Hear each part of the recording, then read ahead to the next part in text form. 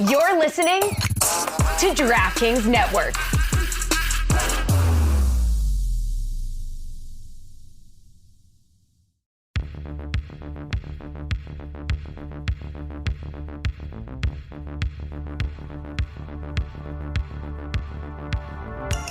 God bless football, Billy Gill.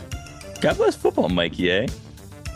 God bless football, Stugotz. Thank you, Mikey. We have a lot going on. Big game last night. You guys are all fired up about Dak Prescott. By you guys, I mean Mikey A and Billy are just taking shots, unnecessary shots at Dak Prescott. No, what do you mean no? Unfair falsehood. That's not what's going on. Look, can we just start this way? Yeah. Thank you, Cowboys, and thank you, Seahawks, for finally having a good Thursday night football game. For entertaining us, yes. Yes, thank you. Right. It makes sense. It's the first Thursday night game where they literally had a week.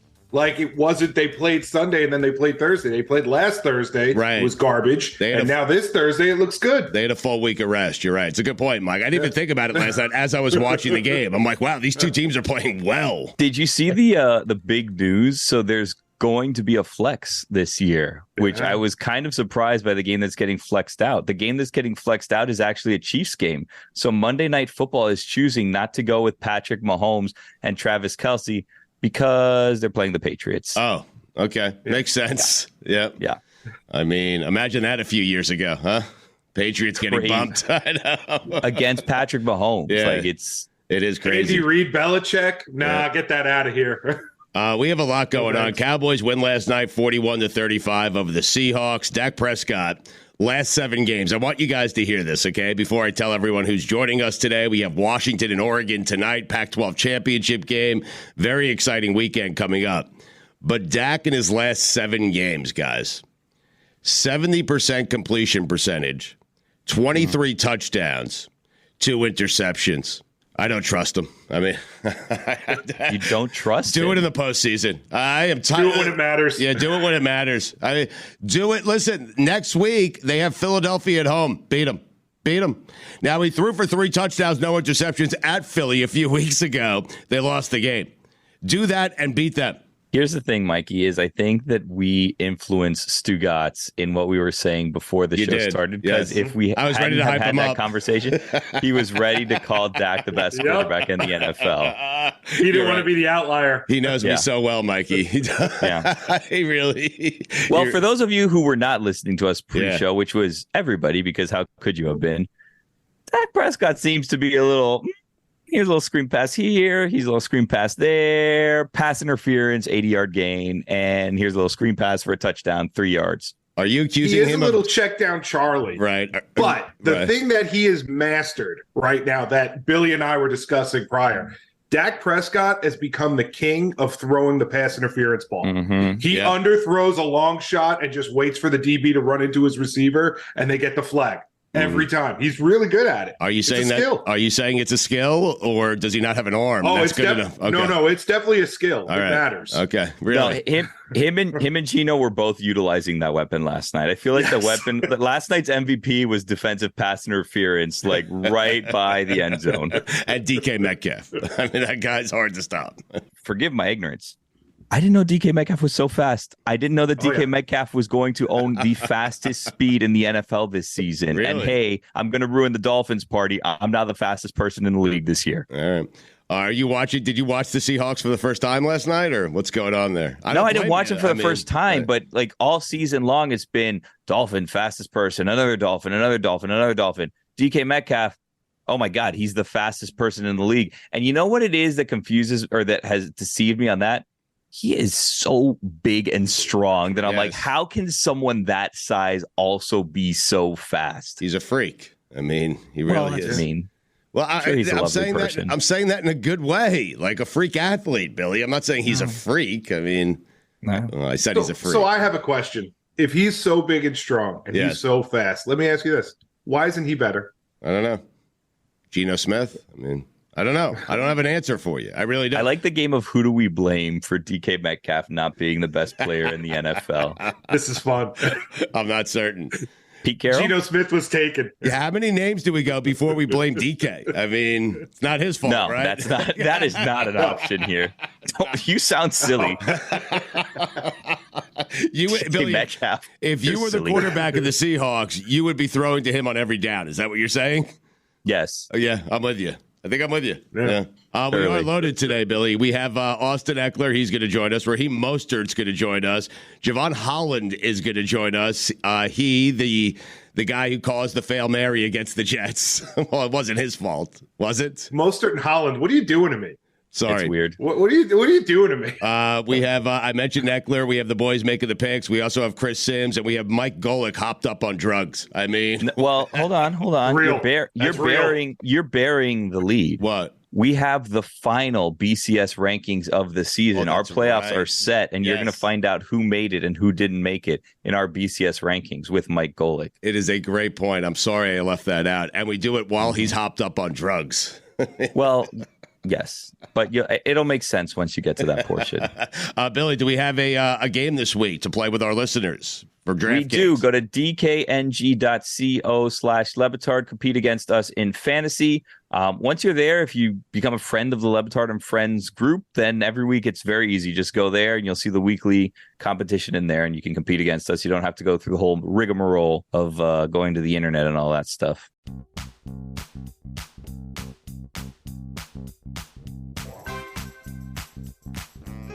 How you guys doing? Jevon, some of us are doing better than others because there's a Dolphins fan in here and there's 2 Jets fans in here. So a little bird did tell me that there was a Jets fan in here. Unfortunately, I'm just sorry for that outcome. Yeah, it's tough. Who's that little bird? Who was the little bird? I want to know. When I first joined, somebody said, Mike, it might have been you. Sorry about that, man. The bird isn't so little. How's that? That should tell you which one it was. I have so much to ask this guy. I really do. And it's all about one single play, perhaps the greatest play in the NFL this year. Mike, we're the Jets. That's what happens to us. These are the things that happen to us, the team, and our fans, Mike. You know that. That's where I want to start with Jevon. If it was any other team, would you have even tried to return it? Like, if it was the Bills, would you just been like, oh, I'm just going to go down? No, it's the Jets. If it was the Bills, I would have tried a backflip, probably. I would have tried to throw a little backflip or something. I like that. throw a little extra something on the end. Wait, Jevon also played wide receiver, so he was taking that thing to the house, right, Jevon? 100%. And I'm a returner, too, so that's, people don't, they forget that. I'm a returner, too. Yeah. Jevon, I have a question for you. So who do you think was more upset about you returning that for a touchdown? Was it the Jets fans? Was it the Jets? Or was it TCL, who you're here on behalf of, who you cost $1 million in TVs that they now need to give away? Honestly, I think they were more excited than upset. I had no idea that TCL was actually doing like the promotion. It's the ultimate game day upgrade. They've been doing this like all season. And apparently I'm like the first one that they had actually come to fruition. So I didn't know about it until after the game. My agents hit me up and they're like, yo, turns out you won a 98-inch flat screen TV.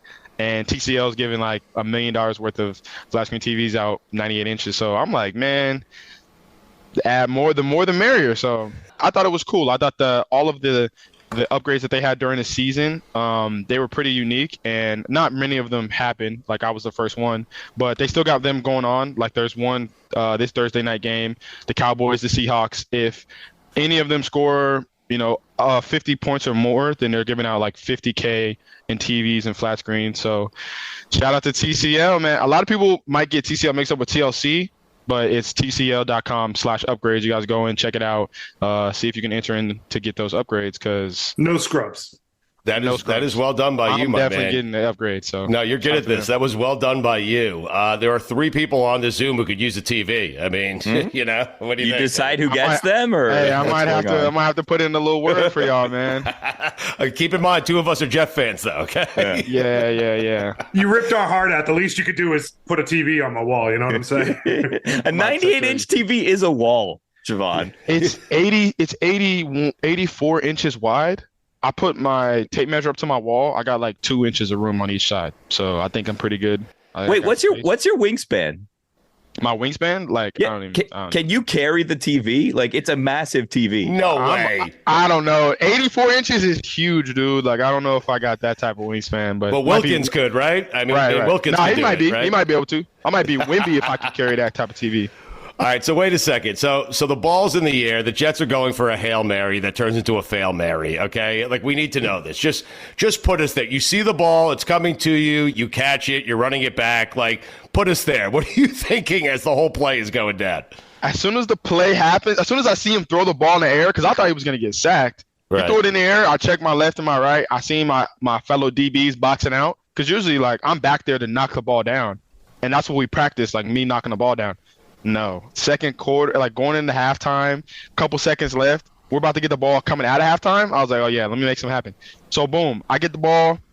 Immediately, I'm thinking return. It's kind of like drop field goal when there's a whole bunch of slow linemen, and that's about it. Maybe a kicker or so. But, I just let the punt returner in me just flow, and it worked out for the best of us. And then Christian threw a crazy block on Breece Hall, pancaked him, and then I had to shift my man Tim Boyle, unfortunately. But I had to do what I had to do to get to the zone. So right. What did you see in the scouting report so that you knew Tim Boyle wouldn't be able to tackle you? It wasn't much. I seen some tape years ago, just, lack of tackling ability after a pick. So I was like, you know what, I could take advantage of that. Mike, it just dawned on me. We would have taken a sack. We would have cheered. We would have cheered on sack. Yes, Timmy got sacked. Go ahead, Billy. Jevon, I have some bad news for you. I looked it up, and your wingspan is 76 and 5/8 inches, so you cannot carry the TV by yourself. Not carry the TV. Definitely going to need some assistance for sure. Yeah. Wait, so Wilkins was chugging down the field and he was pancaking guys for you? That's great. Yeah, he was pancaking guys, lead blocking for me. He was like, come this way. So I had to follow behind my man, 94. You had the rare Sunday off because you guys played on Black Friday, which was interesting. So did you watch the games on Sunday? Like, how do you do that? How does that work for you? Yeah, I just turned them on. I mean, it felt like when I was back in high school or in middle school, I used to get up early and watch games with my pops. So it felt good to just be able to do that, chill on the couch, relax, enjoy football. I think Tyreek Hill, I think this is going to be an obvious yes for you, but I think Tyreek Hill is the MVP of the NFL this season. Do you agree? Yeah, I mean, he's having a phenomenal year for sure. What's it like guarding him in practice? Very difficult. Like, it's just like certain things he does. Like, it's not the fact that he's fast. It's the fact that he's fast in and out of his break. It's not like, and he can run elite routes as well. That's the difficult part in guarding him, is that he's not just a fast straight line guy. Like, he can run left, right, up, down. Like, he does all of the change of direction just as fast as he runs straight. So that's what makes it tough. We love your coach. How would you describe Mike McDaniel? Unique. One of a kind for sure. Really? Like, never had a coach like him ever, right? Never had a coach like him. When you see the video and he's cold and he's outside and he's telling Jet fans that he's cold, but also reminding them that he's winning, like, you love that, right? Yeah, I mean, but in all honesty, like, I would do the same thing. I mean, if I'm cold, that Jet right there is like, it's hot. It's nice in the cold game. So I would do the same thing if I was him, especially if defense was up. Like, bro, I'm not going to just stay out there and be cold because other coaches do it. I would stand in front of the heater. What has Hard Knocks been like for you guys? It's a little different because it's in the season. It's been cool. It's NFL Films does a great job of kind of like hiding the cameras and not really putting them all in your face and everything like that.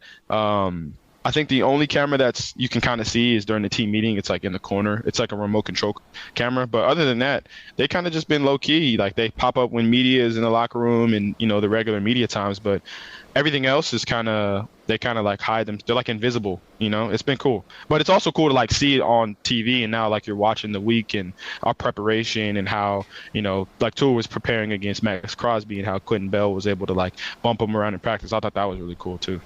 Do you have anyone that you see that's kind of like acting up a little bit, like trying to get a little extra camera time, like your coach that's handing out cakes or anything? Like, Nah. So people have asked me if his name, Coach Campanelli, if he is like putting it on for the camera, but he's the same, if not more turned up when the cameras are off. Like, that's just him through and through.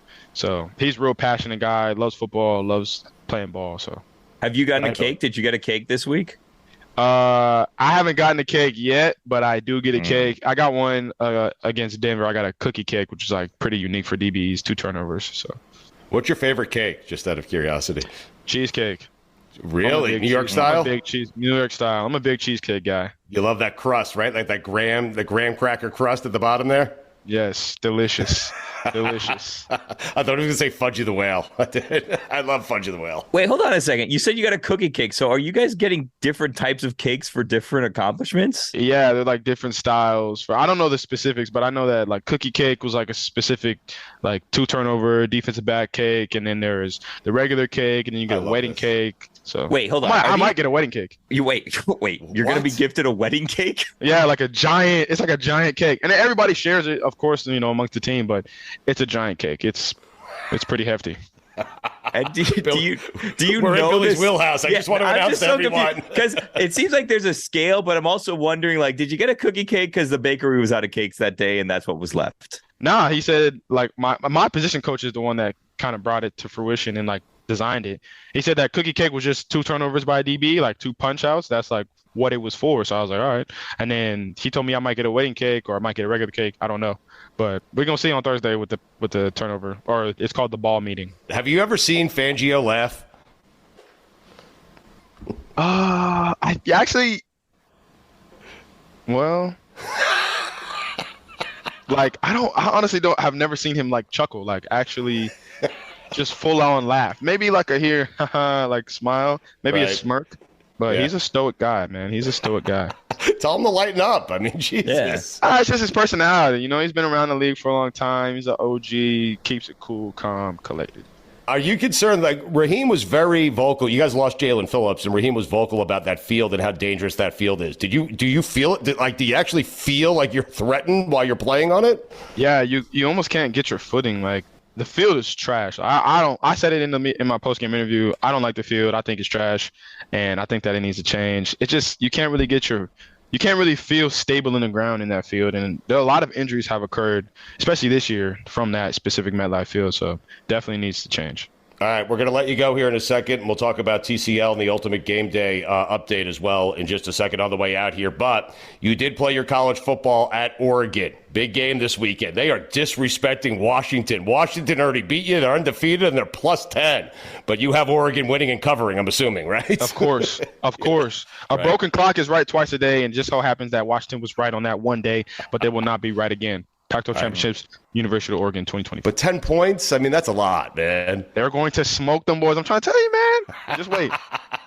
Just wait. Bo Nick's going to win the Heisman? That's going to be his Heisman day, right? Bodacious for the Heisman. Bodacious. It's his 12th year in college. Penix the same thing, though. Penix been in the league for 5 years, 6 years. Yeah. You're right. The league. It's college football. I love that we call it the league now. Right. They getting paid big bucks, man. Shoot. If I was in college when they brought that money out, I would have still been in college to this day. That is so great. All right. Hey, you've been great. We appreciate it. Good luck the rest of the way. But one more time here on the way out. TCL, the Ultimate Game Day update.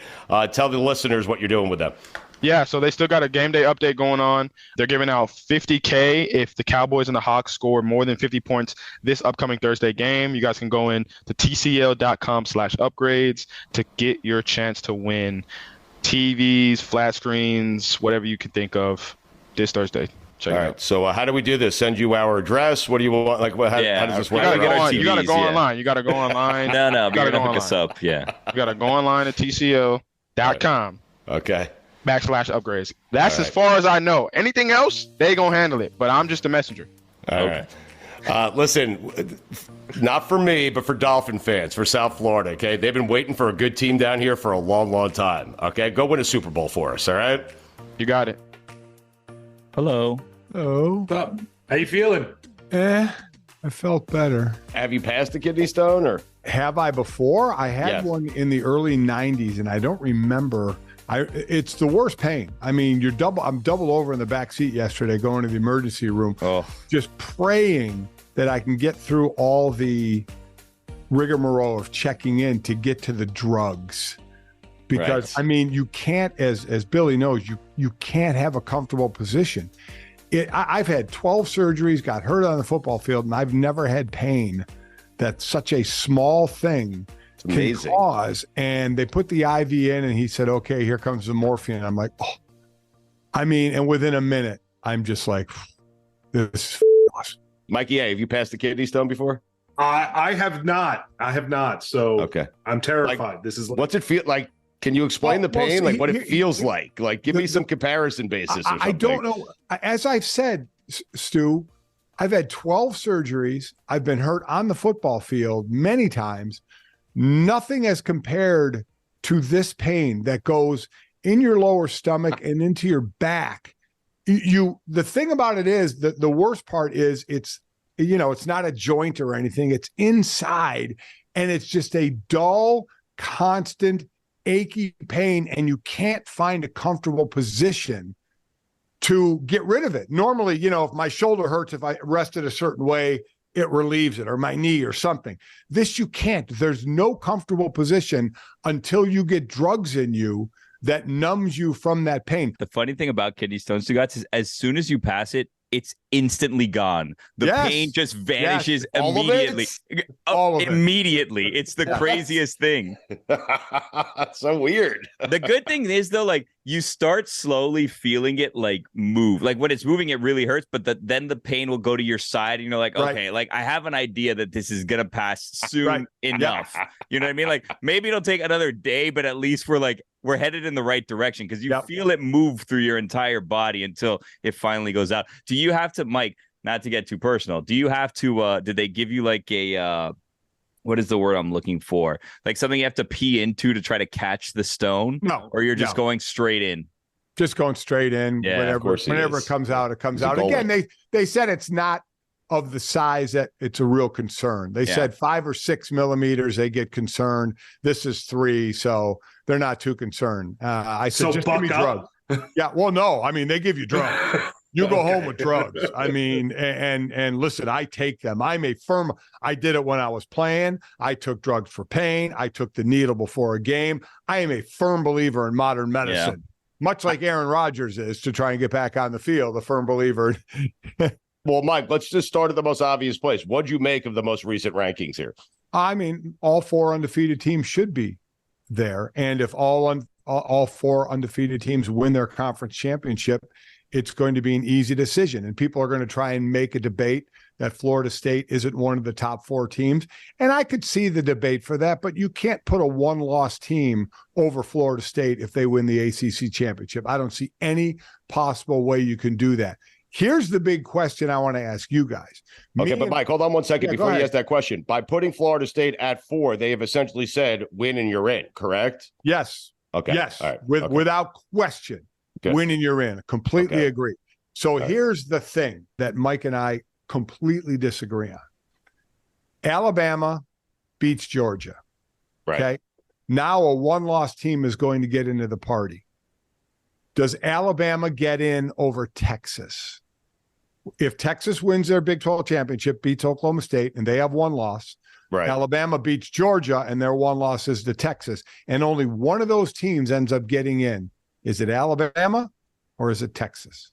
Mike has said the SEC could be completely left out. No way. If that's the case, I want to see a solo camera on Greg Sankey, the commissioner of the SEC, to watch his head explode. I don't think there's any way that happens. And I think Alabama would get in over Texas. He disagrees because he said Texas has been ahead of Alabama in the rankings, which they have.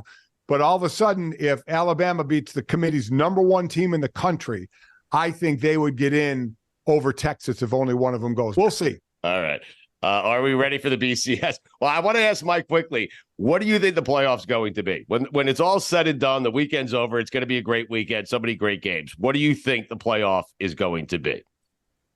I think Michigan is the first lock. I picked Washington at the beginning of the year to make the Final Four. Because it's always about us and we want to be right, I would like to see Washington win and then be in. But I'll be honest, I think Oregon's going to beat them. To me, I think Oregon right now could be the best team in the country. The way they're playing. Their defense is playing well. The offense is playing well. I think they beat Washington. All right, so you have Michigan and Oregon in. Do you think Florida State's going to win quickly? I do think Florida State's going to win, and I think Georgia's going to win. So you have Georgia, Michigan, Oregon, Florida State. Yes. Mike, now we are going to give you, this is the final BCS of 2023, so our playoffs are locked. Wait, before the conference championship game? Yeah, we're not going to, no, they're locked. We're not going to waver back and forth. These are the teams that are getting in. Okay. Now, Chris couldn't be here today. Mikey A will give you Chris's. Chris has, I don't know what he's doing, but he couldn't be here today. Yeah. Irresponsible. You wonder like why most of the committee.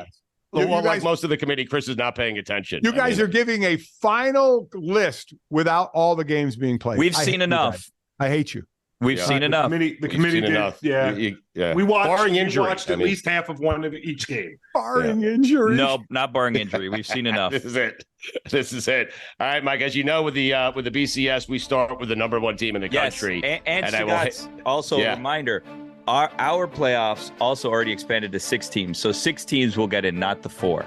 Okay. All right. 6. I like that. The top 6 are in. Mikey A, take us away here. Get us started with the number one team in our BCS rankings. This one was easy, Mike. Michigan, big win over Ohio State last weekend. They undoubtedly lead the league in IYN, CYN, TAN, OTH, TMTY. If you're not cheating, you're not trying, and no one tried harder than Michigan this year. Well said. Boom. Well said. I can't complain about that at all. I cannot. They wanted it the most, Mike. I mean, that's right. They went to extreme measures. Belichick is interested in that job. Yeah, there you go. Yeah, he knows that. And Harbaugh's interested in his job. Here we go, right out of the gate. I'm in agreement. I would have had no problem. Wow. Michigan in Let's see how long that lasts. Yeah, I know. I have a feeling it's going to end now. I don't think so, Mike. Number 2, another one of your 4, Florida State. Because, Mike, in the BCS, we don't hold injuries against teams. So, Mike, with that being said, INTF, JTGH. It's not their fault. Jordan Travis got hurt. However, TNT, SUS, they need to show us something. Yeah, they do. I agree with that. Show us something. I'm while I wouldn't have put them 2 in the final rankings. I'm not overly down on that pick because Wait, but Mike, hold on a second. Mikey A is right. Billy, why do they need to show us something if this is the final ranking? They've already showed it to us. It's a metric. It's a metric. Correct. Okay, got it. Correct. Nice Well, way look to at get out of Golic it. coming around. Well, because metric. here's the thing, though. They're not number 1. They're number 2. That's why they're number 2. They need to show us something. I love it. Right. It's a metric. It's like A.J. Brown saying the earth is flat. Just watch a rocket take off, and you can tell why. I mean, what? Well, we don't All need to get into that here. Yeah, we know. Let's get to number 3, Billy. What do you think? Yeah, let's go to number 3. All right, number 3, Mike, out of the Big 12, it is the University of Texas. Okay. Wow. They, of course, lead the country in TDIAA. They did it against Alabama. And, of course, another important metric, Arch. How about that? Arch. That's Arch. right. What, because he got some played. burn? He got some playing time, huh? Yeah. What 2 for 5 or something like that? He threw a touchdown pass, I think. 30 yards. Analytics love the A. Yeah. I don't think he threw a touchdown.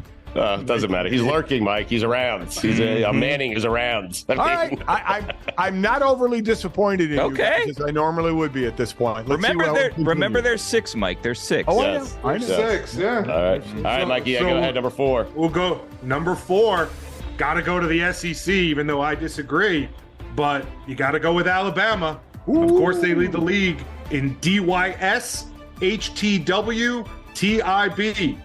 Did you see how they won the Iron Bowl? 0.1 chance % to win that thing, and they won it. But remember, they also lead in G. Goosebumps, Mike. Goosebumps. Forget the Heisman moment, Mike. Forget the Heisman moment. That was their BCS moment. They're in. You've got Alabama over Georgia at this point. But one thing I do like, that when you start to match up the first round of the playoffs, you now have Texas playing Alabama. 3-4 playing one another in a rematch. Well, keep in mind, we're 6, Mike. We're 6. No, I know, but 6 That's plays why 1. 3 plays 4. 6 plays 1 and 5 plays 2. 3 My plays math 4. is drugs. So you have your Maybe, first yeah. matchup right now. We'll see. Maybe. Oh, Yeah. my God. All right, Mike.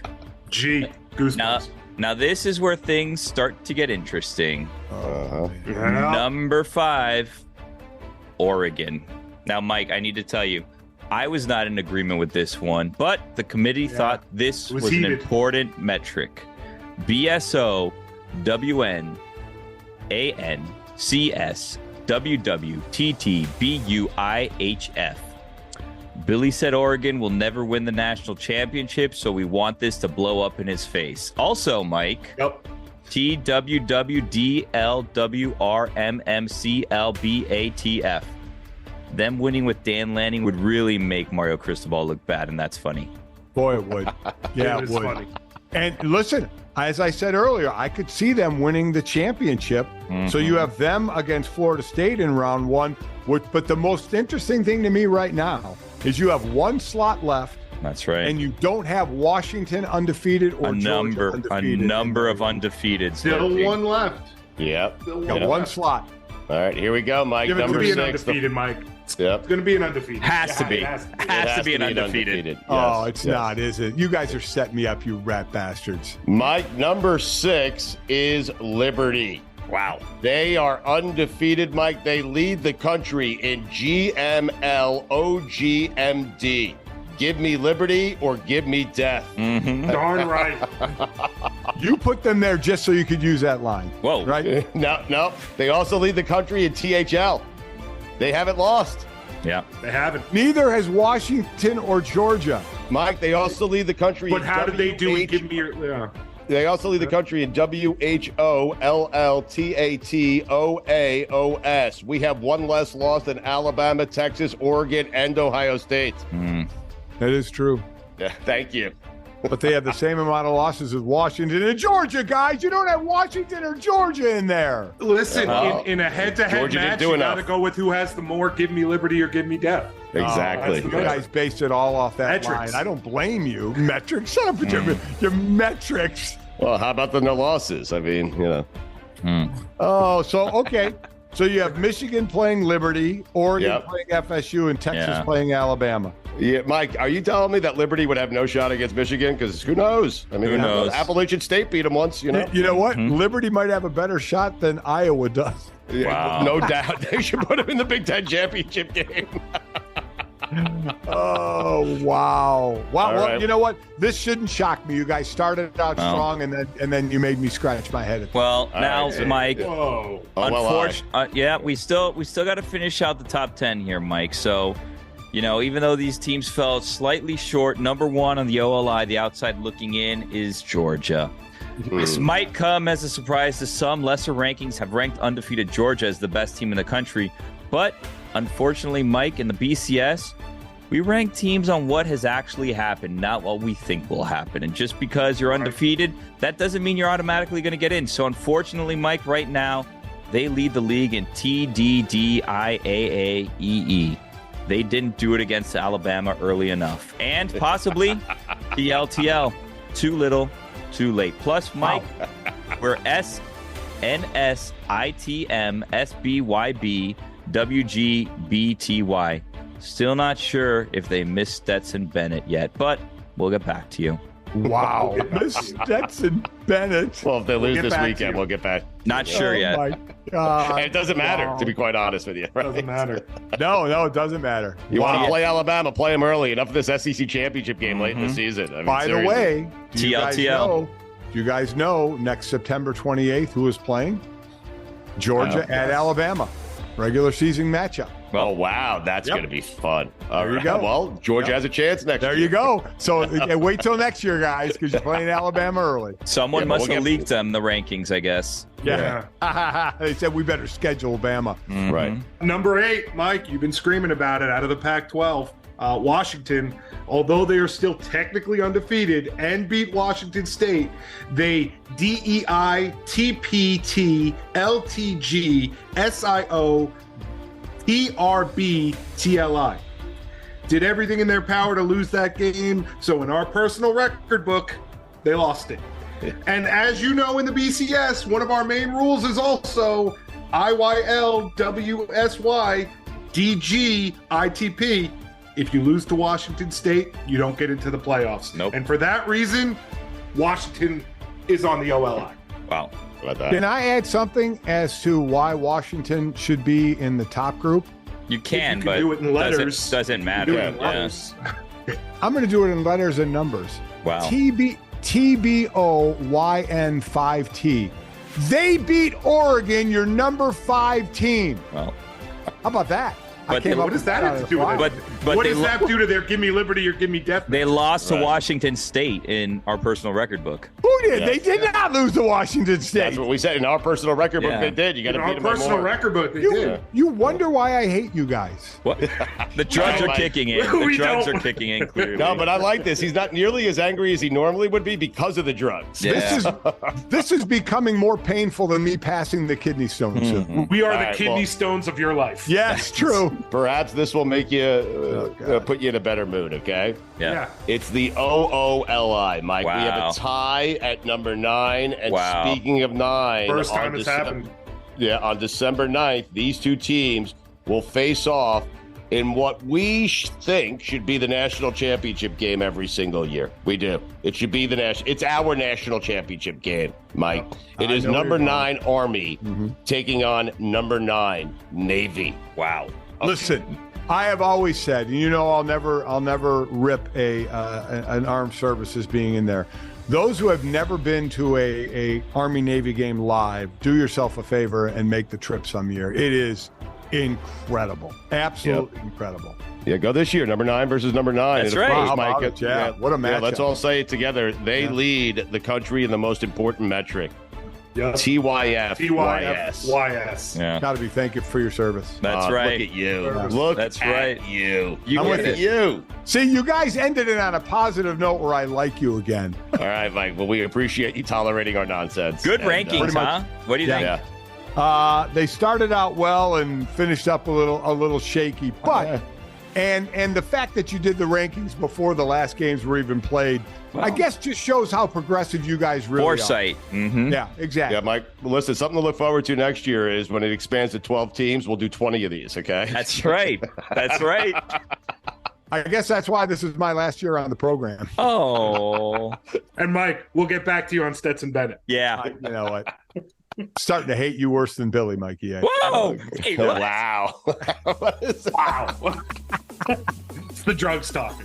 That's it. It is. I can't be held responsible for anything I said. Okay. Get out of here. And go. All right. I gotta get some rest. Enjoy championship weekend. Hopefully a stone comes out. I gotta go pee a stone. See you. I want to tell you something, Raheem, okay? Because you become a friend, all right? Christian McCaffrey. Here we go. Christian McCaffrey, Tyreek Hill, Jamar Chase, Stephon Diggs. They all have less touchdowns than you, my man. You lead the fucking NFL in touchdowns, Raheem. Think about that. That gives you goosebumps, doesn't it? It kind of, yeah, it's like, but it gives me more urge to like score even more. So that way I could like end the talk. You know what I mean? Right. Or hold out. Yeah. Yeah. He's gonna hold out. Listen, when this season's over, you should not take another snap until you have a new contract. Billy's right about that. We care about you, Raheem. Listen, Achan's hurt. I think now's the time. Do it right now. Right now? Yeah. Make Hard Knocks interesting. Let me score at least 3 more rushing touchdowns so I could be tied with Ricky Williams, and then we'll go. Okay. Then the holdout starts. Yeah. Then we could think of some schematics. All right, but that's pretty cool. If I told you before the season you'd have more touchdowns than Tyreek Hill, Jamar Chase, all the guys I just named, you'd be like, what? Yeah, I'd be like, you're nuts. What's the bigger accomplishment this year, leading the league in touchdowns or surviving the turf at MetLife? Oh, geez. Jesus. Honestly, that surviving that turf at MetLife is kind of that's. I'm glad I was able to survive it. That turf monster is crazy out there. What's going on there? How are they injuring everyone? I really don't know. I think it's just I think the turf just does too much. It doesn't give you don't have any leeway when you're, going and trying to play football. Like grass at least breaks into pieces, whereas like turf is just all one chunk that just sticks together. Like they say the pellets are supposed to do certain things, but in reality, pellets. And it's just those things just get caught in your mouth. That's about it. You feel it when you're playing? Like, I'm running the risk of getting injured on this field? Is that fair? I mean, if you have so much adrenaline, you're not really thinking about this playing surface, But like when you see injuries go down, you're like, oh, wait a second, now I need to take a back seat. This is kind of nerve wracking, to continue to keep playing on these type of surfaces. It's not welcoming. It's not. I mean, to see one of your brothers go down is like, right. Yeah, it's tough. I mean, especially with JP, like he been balling. You know, he was coming back from injury, and he's been playing lights out. You know, he's going to be a player to be, you know, rectified for the next several years as a key guy on the defense. So, for him to go out, man, I just and especially like at the start of a play, like non-contact. I mean, obviously, like I said, there's plenty of science behind you know, turf and non-contact injuries that are very severe. Raheem, coming into the season, there were lots of expectations for the Dolphins. There was Super Bowl talk. It calmed down a little bit when you guys have lost a couple games, especially to like the Eagles, the Chiefs, the Bills, whatever, right? Do you like it better when you have all of the eyes on you and you have that expectation, or when you're kind of like what you guys are doing now, where you're clicking on all cylinders and you're still doing your thing, but you don't have everyone saying like these are the favorites right now? Yeah, I mean, you know, you're talking to an underdog, you know, and I feel like having that underdog mentality, especially with like, you know, people saying, hey, look, you know, these guys can't beat, you know, guys above 500. I mean, if you look at the statistic, like the guys that we played against, we were literally getting their best shot. They lost the week before. So it's not like, oh, you know, we won this week and they won, you know, the same week. And then now we're going head to head.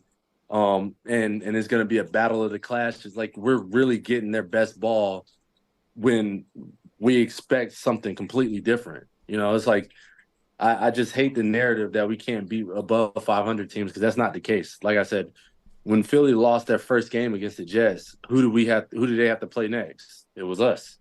You know, same thing with the Chiefs. They lost against Denver. Who they have to play in Germany? Us. So I mean, all these you know, different analytics and everything like that. I mean, the analytics is just it takes people to a whole nother level of thinking, which is totally fine, but in reality, like no, it's not. Stop thinking so much. I'm with you. Yeah, exactly. Well, go out there and play ball. Yes. The reason I'm asking is because Tyreek Hill today was on a soccer show, and he said on the soccer show that the Dolphins are a better team than the Chiefs team that he was on when he won the Super Bowl. And I'm kind of wondering how you react to something like that, because that's quite a statement. Yeah, no, that's quite a statement. I mean, to say that, I mean, he knows that team, you know, and I can speak for. So do you. I know, and I know that team too, and I know that, you know, had we done the appropriate thing in the Super Bowl, we would have been Super Bowl champs. And that team was really good, you know. So I know what it takes to be a good team, and so does Reek, and we're both playing unbelievable ball right now, and yeah, for him to say that statement, obviously he knows there's something special, just like I know there's something special about this team. Right. It wasn't your fault in that Super Bowl, I can tell you that much. Do you feel like this team is better than the Niners team that made it to the Super Bowl? I feel like we're hitting on all cylinders right now. We're hitting our peak, especially with you know, with the defense. Defense is doing an unbelievable job right now. They're clicking. They're doing everything they possibly can, and that defense that I had when I was on the Niners was pretty damn good too. So, right. Yeah. Were you laughing? Put us there. Were you laughing when Tim Boyle thought he could throw the ball 55 yards? I mean, what happened? Honestly, I was like, okay, here we go. I know they're gonna just chuck it up, and he chucked that thing up, and I'm like, okay, Jevon just got the interception. All right, well, oh snap, here you go, open field. It's just like, and to me, I'm like, damn, this is like a perfect like punt return. Like Jevon, he can do great things as a punt returner too if you put him back there. So I wasn't shocked, but then I was also shocked the fact that we ended up scoring right before half. I was like, oh man, I keep telling Jevon that might have been the best play I've ever witnessed in person. There's one other play though, and that's the one with Kittle against the Saints. Right. It was fourth and whatever. And I was on field for that one. I'm like, okay, this dude, he got some shit in his neck. But you knew Jevon because he's returned kicks and he's played wide receiver. Like, you knew he was going for 7 there, right? Yeah. Oh yeah, for sure. He had the blocks, he had the setup, and he went down the sideline. I'm like, yeah, this guy's taking it to the house. What was going on that second touchdown? What were you thinking? Like, what were you trying not to score? Were you just trying to kill some clock? Was there fantasy things going on? What happened? Yeah, no, I was trying to kill some clock, and then I also started thinking about fantasy points. I'm like, all right, these guys are gonna kill me if I just take a knee right here. Let me just go ahead and score. I just wanted to boost a couple fantasy points. That's all. Okay. Well, thank you. I have you. You're welcome. Is the Jet fan base the most annoying fan base? Nah, I wouldn't say they're the most annoying fan base, simply because, I mean, if you're a Jets fan and you're going through, hard times, they're still going strong. I mean, they almost remind me of the Eagles, but less raunchy, I guess. Right. Like the Eagles fan base I mean, my wife went to the game and she got a rental car. Next thing you know, her rental car was keyed up. I guess somebody caught wind that she was a Dolphins fan or something, because she had like Mostert, attire on or whatever. She makes like custom Mostert pieces. So yeah, I guess she stepped out of the car, her and my mother-in-law, and next thing you know, after the game, they came back and the rental car was keyed up. Like, okay. I will say this though, like Jet fans, they could put on that cape of like having a Jets attire on, and then next thing you know, they're going to another game at MetLife and they're rocking the Giants. So I mean, it's two different capes you putting on. They're repping all New York style games. You love beating them, didn't you? Especially in their place. I did. I definitely did. You did. Yeah. Did you love your coach talking to them, to the Jet fans? Did you love that? Yeah. I mean, I always got my coach's back. Right. You got to have your coach's back. Okay. I just feel bad. I just feel bad for Mike. That's all, because he's over there just grimacing right now. He's like kind of down right now. It hurts. It hurts. Yeah, I'm sorry. It hurts. I'm sorry, bud. You don't feel bad for us, man. I hate that I like Raheem. Like, I hate that I like him. So do I, actually. Yeah. You guys are awesome. Hey, as long as I got Gil with me, we good, man. That's right. Hey, Raheem, what happened with Stugotz? He never went to your house on Halloween to give out candy like he wasn't there. I know you said. I know you said that when you were I was supposed to patrol the house for you, and he never did. Yeah. See, the thing with him, Stu, is just he's big time in me, man. He don't want to be my friend. What? I get that feeling. He doesn't want to hang out at the clubhouse. He don't want to hang out at the clubhouse. He don't want the golf course. The clubhouse. The golf course is closed for the last 9 months. You know that. Oh, please. The clubhouse is open though. We can go grab some drinks out on a Friday night after the game. I mean, this Friday, Yen. Let's go. Yeah, I'm ready. You got to go to Washington. Raheem, with him, it's just, can you come on my podcast? Can you come on my podcast? And then he ghosts you. That's not true. Can you get somebody else on the podcast too? Mm-hmm. Yeah, right. He's asking me, hey, can you reach out to this guy? I'm like, dude. Wait, who is he? Wait, hold on. I didn't even ask him yet. That's not fair, Raheem. What are you doing to me? I was going to ask you to get Tariq on, but okay. Who is he? Who has he bothered you about, Raheem? Nah, he hasn't bothered me about anybody. Honestly. Just give it time. Give it time. I'm busting his bubble. That's it. I love it. When are you going to Washington? I think we leave Saturday. All right, Friday night clubhouse. Friday night clubhouse. You know, I like to sip on some cab. So I'm gonna take the ease off and relax and get ready for the game and sip some nice cab. If you want to join me, you're more than welcome to go. Okay. Wow. Well, I'm going to call you after this, and we're going to set it up. Okay. All right. Sound like a plan. You'll be drinking alone, Raheem. Yeah, I know, right? I'm gonna be. He'll be drinking cab alone. I'll be drinking gin and tonics. Yeah, I'm gonna be like that lonely girl at the bar. Like he's gonna treat me like that. Like I'm waiting for my date, and he just ghosts me. No, that's not. No, that's not happening. You're getting stood up. I hate to tell you. What is your strategy at the when you pick up your kids at school? We'll let you go on this note. You guys are both. And I'm talking to you, Raheem, when I say both, you and Billy. What is your strategy when you're picking up the kids at school? Do you have a strategy? Because Mikey A maintains it's one of the worst things in his life, picking up the kids from school. I mean, it's not so bad, honestly. It's okay. So there's a sign in and sign out sheet, right? You have to do that before you get the kids, before you pick them up. Like that's if you do that before, it makes the process a whole lot easier. But if you do it after you get the kids, you pick the kids up, you're sitting there waiting, you're waiting for the other parents to sign in the books, and then it's just a big cluster. So you want to be as efficient as you possibly can, even dropping them off. Just take them straight to class, and then you sign out. So that's the best tool that I could possibly give a father that's has two kids in the same school. Raheem, it's not our efficiency; it's everybody else's that you get caught behind. That's where the problem goes. See, in our school, there's one line and it goes all the way down the road, and then you get real close to where you turn into the school, and then the other guy comes from the other way. He thinks he could take a left into it, and then some idiot lets him in. And I'm like, no. You don't see 400 cars behind you? You think your kid is so important? He isn't. Trust me, I know him. Yeah, right. You're like, hey, look, I know Joel is not the most important kid in this whole class. All right, like, and he's not Joel. Yeah. It's like, come on, you can't just cut the line. Like, everybody's flowing the same direction. All right, let's just flow the same direction. Let's keep it stagnant, and let's keep the flow. You know what I mean? I've been here for 45 minutes. You're going to show up 5 minutes after dismissal and think you get your kid first. No. No way. No way. My kid's school, like, the doors open up at 3:00.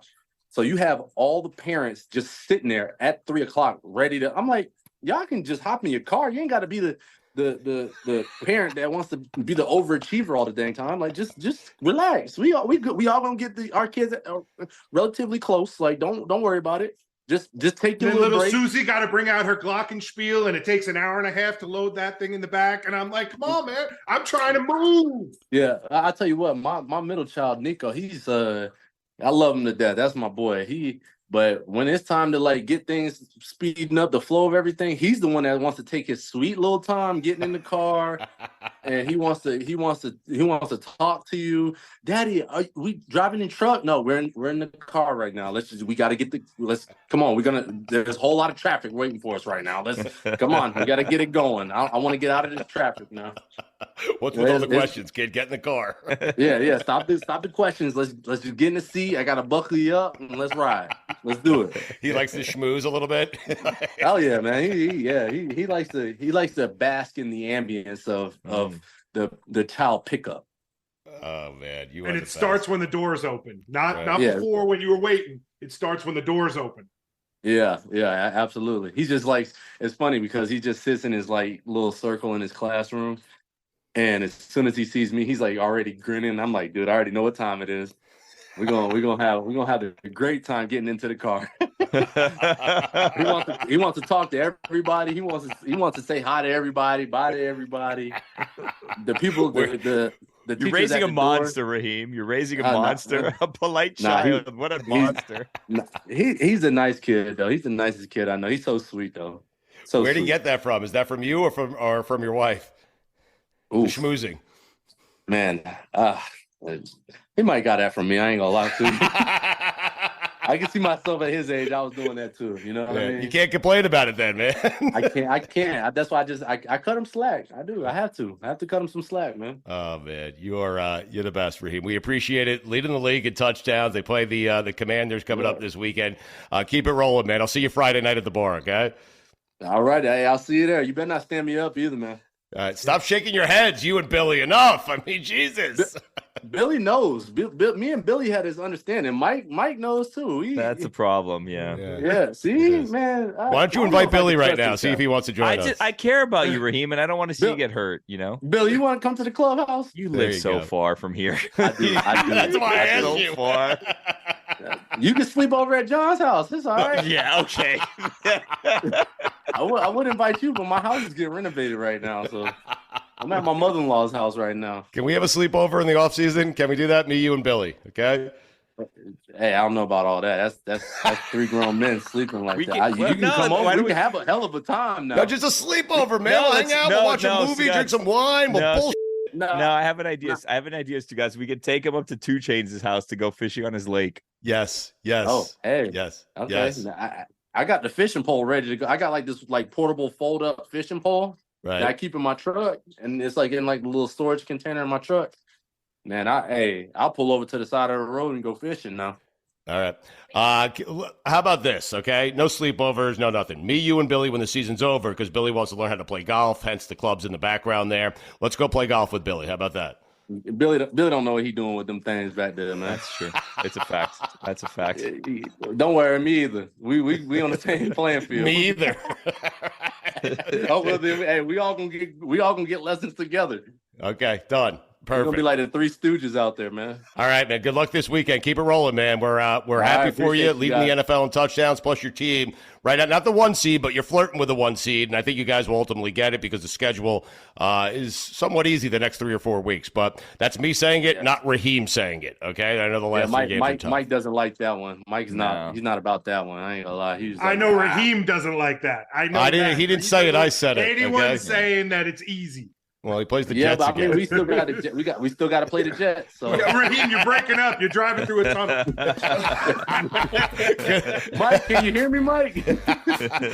Good luck to you in Washington, man. We're happy for you. I appreciate you guys. Y'all have a good one. It is time for this week's edition of Stu Ya Gotz, presented by DraftKings Sportsbook, an official sports betting partner of the NFL. Download the DraftKings Sportsbook app today. Use code STU for a special offer when you sign up. That's code STU only at DraftKings Sportsbook.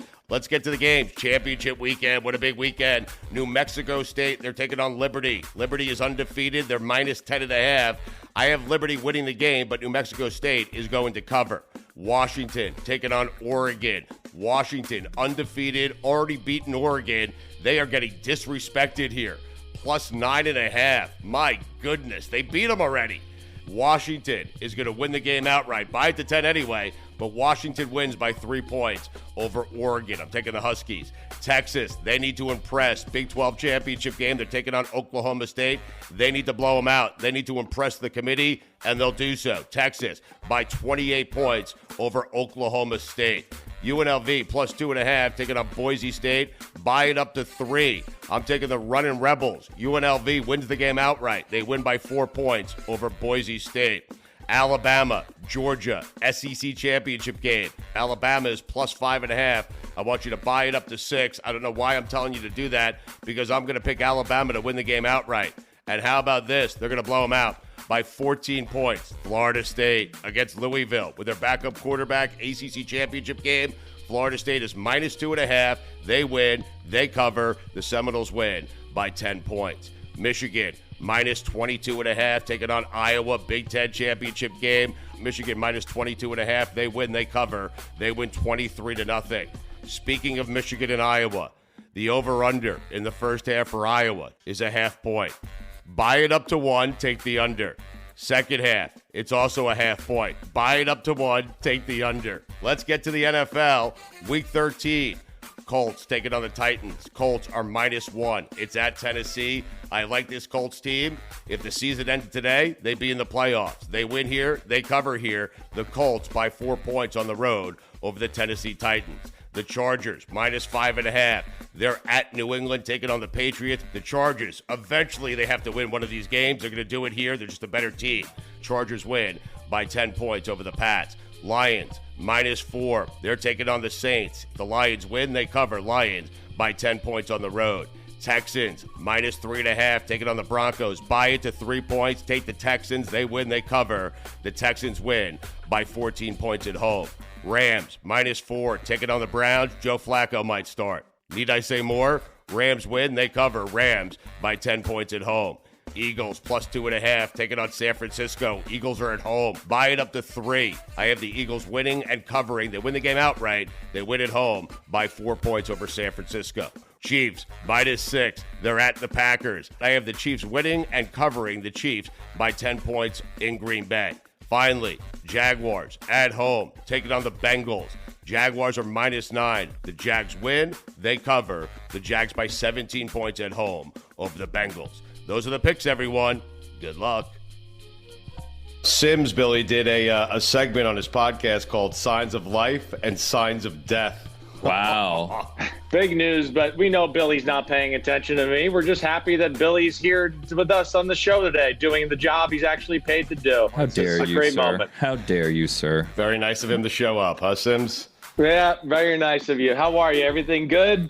Look at Mikey A. His Jets suck, so now he's on the Michigan bandwagon. Look at him. Yes. What are they doing to Texas, huh? They're going to leave Texas out. They're going to beat Alabama and leave them out, huh? I mean, it is crazy. If there was ever a year we needed the 12-team playoff, it's this year, right? I mean, yeah. But, yeah, it looks like we got no chance of getting in. Like, I don't care what happens this weekend. Georgia should be in no matter. They shouldn't even make Georgia play to have to get in. Georgia should be in. You win every game for 3 years straight, you get in the Final Four again. Yeah, okay? But Sims, it's not body of work. It's this season. Well, if they lose to Alabama, What about the body of work this season? They're obliterating everybody on their schedule. So their best win is Missouri.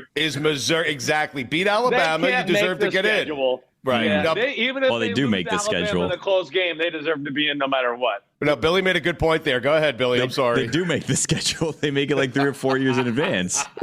Well, I don't know if the SEC schedule is exactly made, and I don't know how that shakes out as far as you can make some of your off schedule, out of conference schedule, but still, you don't know what they're going to be 3 to 4 years out either. Don't give me that bullshit. You don't know that. Sims, you got to be pounding the table. If Alabama beats Georgia and Texas beat Alabama, Texas should be in. You should be pounding the table. I don't believe in that SEC. Logic. I don't believe in that logic because Alabama's a different team than they were earlier this year against Texas, right? My logic is we should have beat a team that we were better than in Oklahoma, and we fucking blew it. So that's my logic. And now you just have to wait and see and let, a bunch of people who I don't know what they're doing in a room, and I don't even know if they know football, let them rank them. That makes sense. Chris. Who's ranking them this year? Astronauts, physicists? What is it this year? What do they got on the group? Chris, we saw him. Arch was there. Arch played. We saw Arch. That's awesome, right? Yeah. I know. He's coming. Does he not – listen, I don't know what the future holds, right? The other kid that played when Quinn Ewers got hurt's a pretty good player. He's got some talent there. But did Arch Manning not look like Archie Manning to you guys? I don't know. I just kept seeing his grandfather.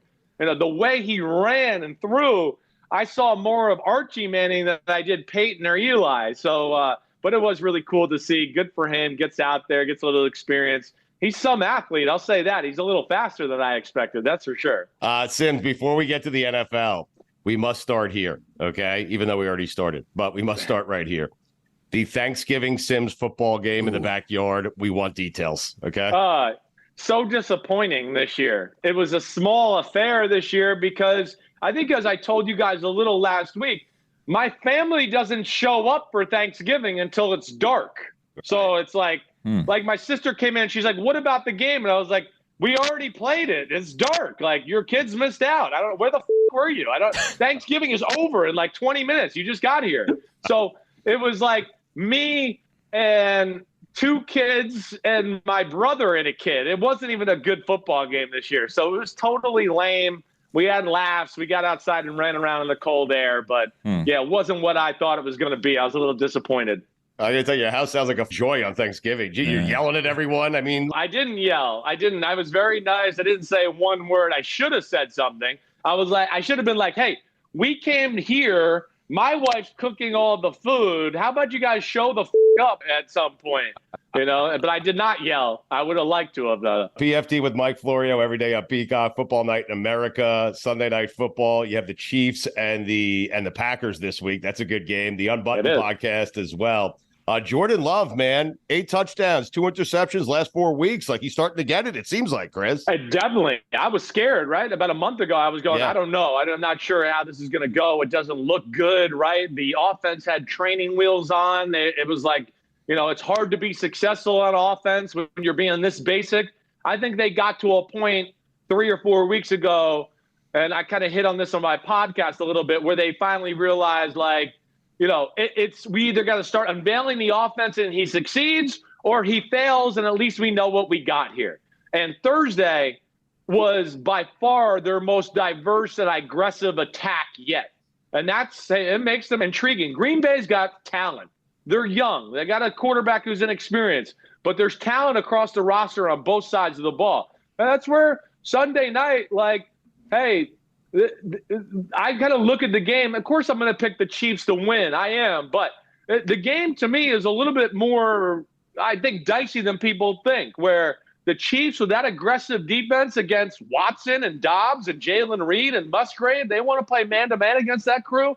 They better be careful. And they've gotten creative on that side of the ball. So it's good to see. Jordan Love definitely looks like he's settling in, definitely looking like he's got a chance to be the real quarterback in the future the way he's looked the last 3 weeks for sure.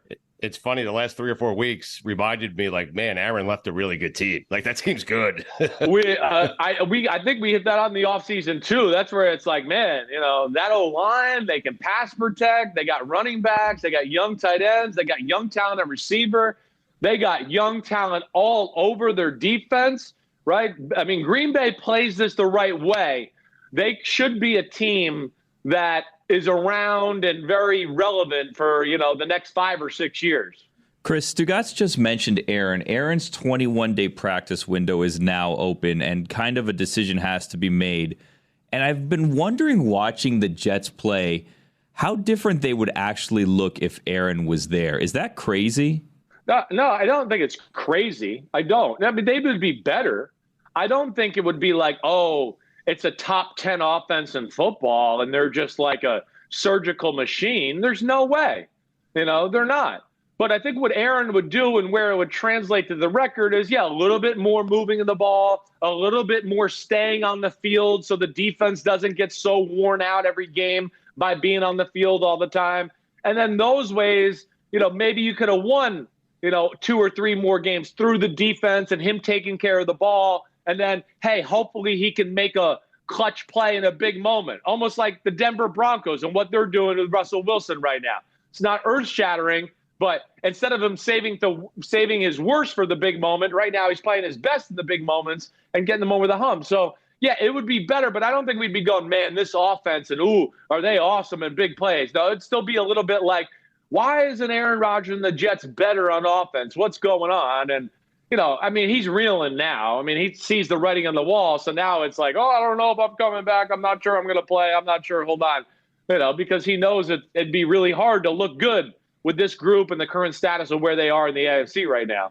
Is Bill Belichick doing anyone any favors by not committing to either one of those quarterbacks? Because when you go into a game and you're like, you're both going to play at some point, it feels like he's kind of already taking the air out of Mac Jones and setting him up for failure. And then you have Bailey Zappi, who's sitting there and he's like, I just want to be told I'm starting, which doesn't help anyone. So what is the strategy right now with this? It's a great question. What's the strategy been for the last 24 months in New England? I think it's fair to ask all of that. It's weird to see right now. Billy, I never thought Bill Belichick would do some of the things he is doing as of late. It's against everything he's ever believed in or thought of as a coach, and I've ever heard him preach or any of his assistants preach or anything like that. Yeah. You're giving your offense and a team no leader. You're blaming it on one person, right? You're right. You've taken the power and the leadership away from Mac Jones.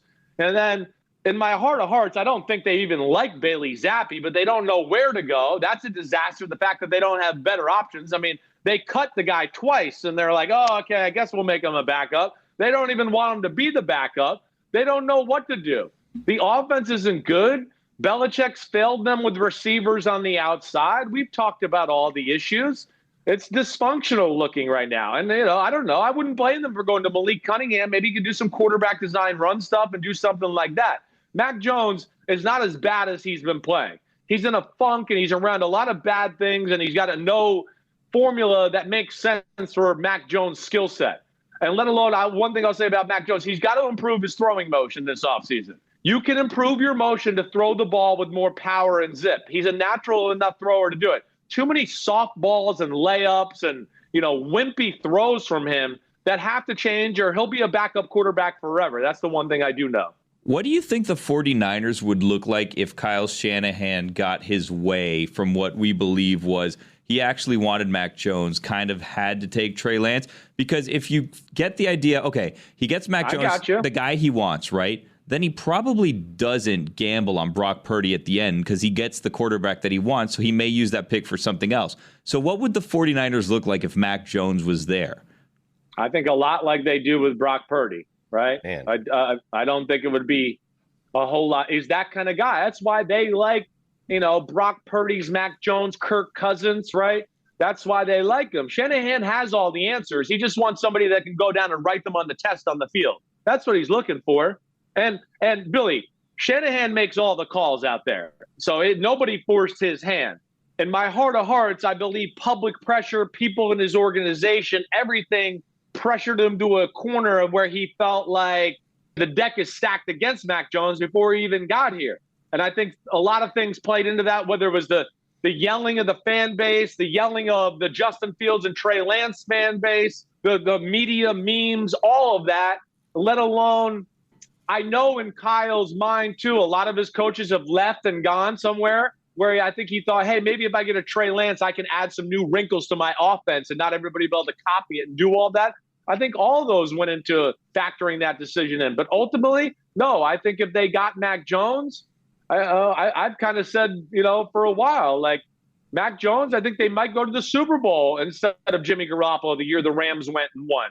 Right? I think it's a lot like Brock Purdy, a lot of really good stuff, system play, every now and there a wow talent play, but he would fit that style of play. That's the formula he needs, Billy. That's what he needs. Chris, it seems like when we're discussing, I'm not saying you specifically, but when we discuss who's the best quarterback in the NFL, the name Jalen Hurts rarely comes up. Why? Like, to me, he might be the best player in the NFL. Like you can honestly say that. You watched the game the other day and you think he's the best player. You think he was the best quarterback on the field in that game? No, I thought Josh Allen was great, but Jalen Hurts has won a lot of football games and been to a Super Bowl, and he scores a lot of touchdowns, and it doesn't seem like he gets a lot of credit. The touchdowns are so overrated. Everybody in football can score in the tush push. As I've told you. It's a bullshit. I don't care about his rushing touchdowns. They're like a mute point. Tom Brady was the best sneak quarterback before that. Like I told you, he can squat 70 pounds. It doesn't really matter. Right? When you got a right team and the offense there, right? He's afforded luxuries that other quarterbacks aren't. Stugotz, if Josh Allen had 2 turnovers and 50 yards passing in the first half of the game last week, they would have been down 30-7, right? Yep. Jalen Hurts can just sit back and kind of let the game come to him. They're down 17-7. What do? They run the ball all the way down the field, and then he fakes the run, and he throws to a wide-open A.J. Brown. Sorry, whoop-de-do on some of that stuff. I mean, he's real good. But when people start to say MVP, I don't see it that way at all. Like, at all. The week before that, the Chiefs game, he's got a 78 quarterback rating. I mean, he was like below 50% throwing and had no yards like the whole game until the end. And listen, he's clutch. I give him that. But that's where I don't see it. Guys, there's a good chance this weekend he'll have as many turnovers as Josh Allen on the year. Will ESPN do a Sports Center special on his turnovers this week? If he does that? No, but they did one for Josh Allen. Why? I don't know. Because they don't want to put the facts out there. There's a love affair with Jalen Hurts that I don't understand. He's an awesome human being. He's handsome as hell. His story is cool as hell, right? But best quarterback in football and MVP, negative ghostwriter. Those are bad qualifiers, too. I mean, I love your dad, okay? I mean, you're yelling at me. I love your dad, okay? You're screaming at me. Like, Jalen Hurts isn't a good quarterback. All I get all week. It's all I get. And that's all I see. Right. And I want to go, I mean, he's on a team that allows and sets him up for the most success out of any quarterback in football, like I told you. Right. And that's where people got to look at it. And I'm not trying to take anything from him. He's ice in the veins. He's better in the pocket making throws this year than he was last year. Mm-hmm. But there's nothing he does better than Josh Allen. At some point, again, Josh Allen left the field twice the other day, and his team was winning, and then he never gets the ball back. He's afforded luxuries. Again, the Super Bowl, he was on the best team and up by 10.5, and he had a monumental flub, right? But he still gets the clutch call. Everybody still says he's clutch because he threw for more yards than people thought he would in the game, right? That is where I just don't buy that. And, so that's where it's not fair to me in that way. What does he do better than Josh Allen? There's nothing. Josh Allen and Mahomes are better runners than Jalen Hurts. But they have to run Jalen Hurts because he doesn't throw it like them, so they have to use that more. So I have respect for that, but I just get sick of hearing that storyline all the time. And I'm sick of the quarterback on the best team gets the MVP. I'm sick of that shit. Chris, do we have to accept that Trevor Lawrence is a very good quarterback, never going to be a great quarterback, but good enough to win a Super Bowl? Is that fair? No. Well, yeah, I think he can be a great quarterback. I think he's borderline great right now. He was great. C.J. Stroud was phenomenal in that game. That game was a great quarterback duel, though. Trevor Lawrence was amazing as well. Yes. Right? It wasn't maybe scrambling and buying time. It was like quick decisions, throwing big-time throws into really tight windows. I did a whole thing on my pod today about it because that, to me, might have been one of the best quarterback duels of the year, and it's got something. But no, Trevor Lawrence he can be a superstar, and I think he's borderline already is a superstar. He's getting close. What do the Bears do with Justin Fields after this season? They're going to have 2 of the top 4 picks in the draft, so people know. So what do they do with Fields here? It's a tough decision. It really is, because there's some things I really like about Fields. I mean, as we know, his running is elite. He has moments of throwing the ball really well, but like the other night, he missed plays. There was throws there to be had, right? And he didn't throw it, didn't see it, whatever. I think they're going to move on. That would just be where my heart is. And honestly, if you made me choose, I'd probably say I'd move on too. But that's not an easy decision. It's not. And the Bears, I don't know what's going to happen with the head coach, but if that head coach leaves, people are going to want that job, not only because of the draft picks, but the Bears are set up, like I talked about with Green Bay, the O-line is young and good. Yeah. Cole Kmet's a good tight end. DJ Moore and Mooney have real juice on the outside. They got some good people up front in the second, up front on defense and in the back seven. So the Bears are one of those teams that are young, and I'd say watch out for in years to come. PFT with Mike Florio every day on Peacock, Football Night in America, Chiefs and Packers this Sunday night. Good game. The Unbuttoned podcast as well. He is Chris Sims. We love him. We are disappointed, man. I thought the Thanksgiving game would bear more fruit. It did not. I'm disappointed too. I brought my fire. I can tell you there was only 5 of us out there, but I brought the fire. I mean, I promise you. Did you lose? It sounds like you lost. Sounds like your team lost. No, you know what happened? I think my brother called it a tie. He was trying to be nice, and I wanted to be like, what?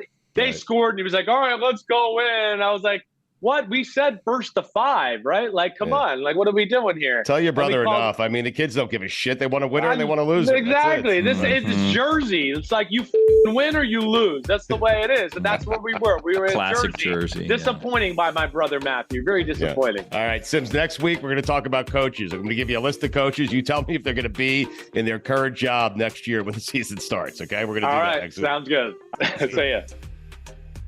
How was Friendsgiving, Austin?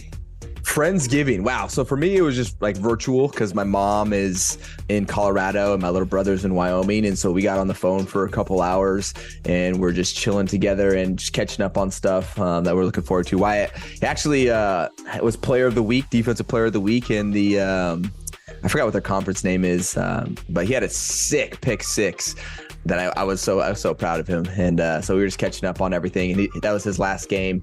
And now he's going to his bowl game, and then he'll probably come catch some of my games. So it was good to catch up with the fam because we don't always get that time together since we're both in kind of the same football schedule and he's got school and everything. So tell me you didn't watch that dreadful Jets-Dolphins game on Friday. Please tell me you didn't watch that thing.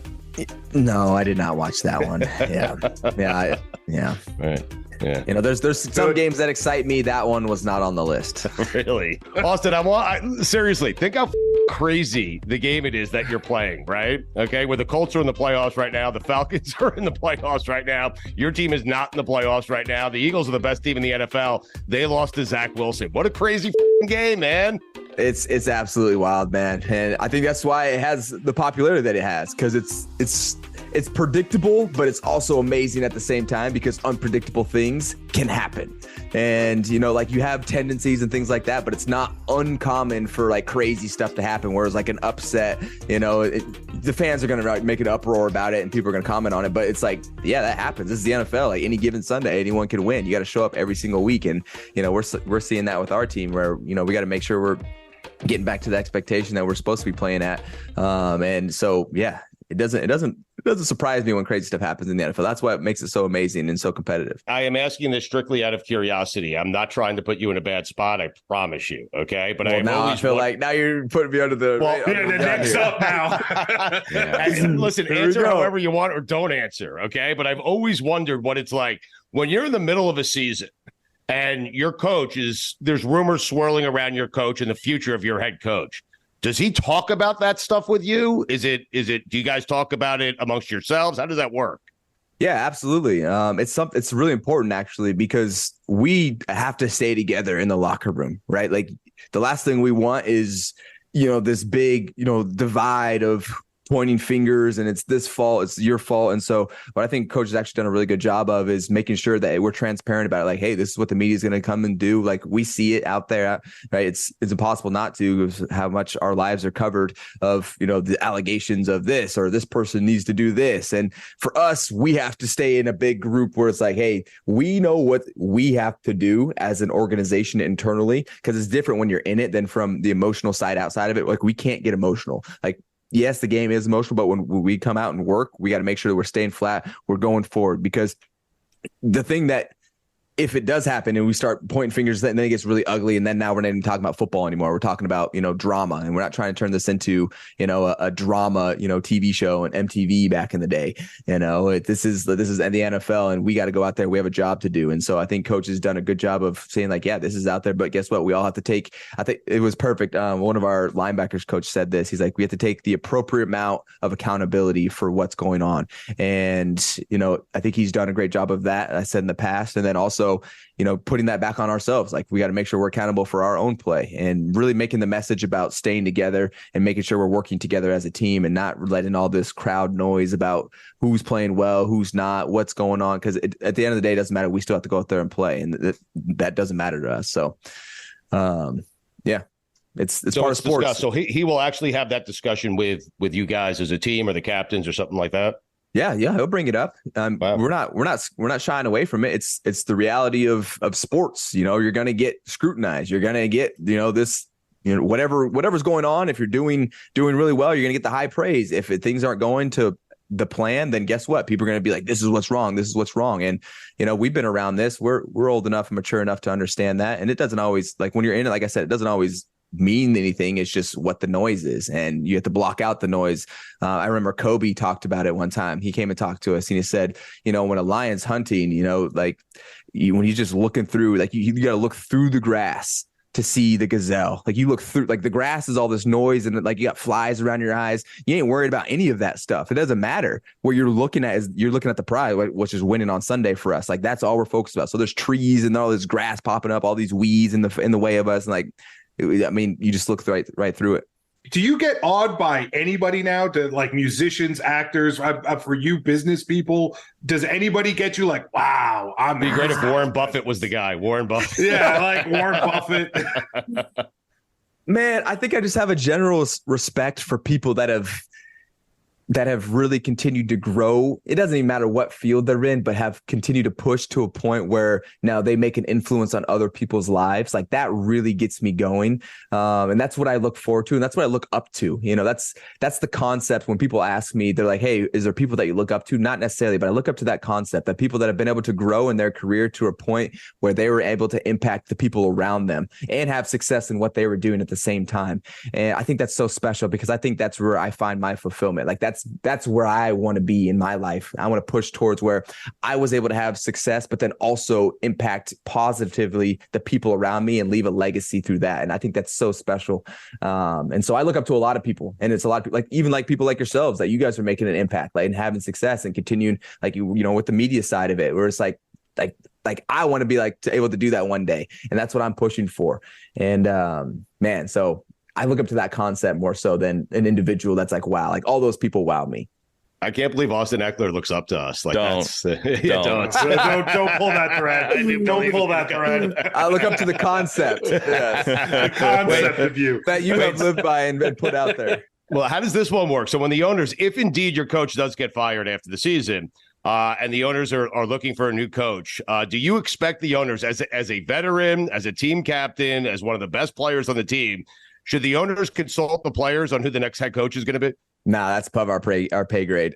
Really? It's definitely above our pay grade. I think you guys should have some say. I think guys like you and Keenan Allen should have some say. I'm serious, Austin. Like, you guys know who you want to play for. So I guess I haven't been I've been around, but I haven't been around long enough to have that type of influence in that organization, right? Where it's like you have ownership in them, right? Where it's like, and it's different from like the football side where I'm part of the team. I think it's more of a decision that they have to make as far as looking at the business and the culture that they're trying to establish. And I think there's just more that goes into it that I'm going to be putting into it. Like the metrics that they use might be a lot different than what I use. And so I don't know. That goes as far as like the draft. So your brother was the Mountain West Defensive Player of the Week, as you pointed out. Mountain so West, like, yeah. Yeah, so like, do you come draft time, you maybe go around, maybe sneak some tape in there, maybe drop some hints? Hey, I hear about this Wyatt Ekeler out there. I mean, what do you think? For sure. I mean, this is the second time he's been Defensive Player of the Week. So I mean, he's been doing really well, man. He's flying around, super athletic, like just same at work ethic as me, and so.